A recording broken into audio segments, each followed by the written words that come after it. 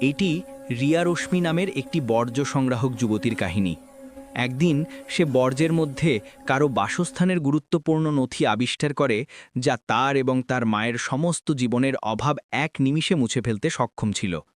কিন্তু সে সত্যতার কঠোর রাস্তা নির্বাচন করে।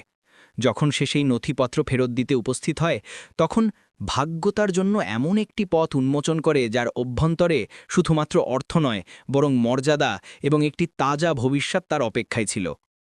ভারতের বাণিজ্যিক রাজধানী মুম্বাইতে, যেখানে একপাশে ধনাঢ্যদের বিলাসিতাপূর্ণ ভবনসমূহ, অন্য পাশে সেখানে লক্ষাধিক লোক শুধুমাত্র আরও একটি দিন জীবিত থাকার জন্য লড়াই করে, এমনই একটি বস্তি, স্বপ্ননগরের একটি ছোট্ট কুটিরে তার মা প্রিয়াকে নিয়ে বাস করত ১৭ বছরের রিয়া রশ্মি।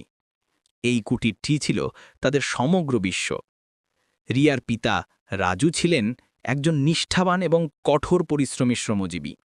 তার এক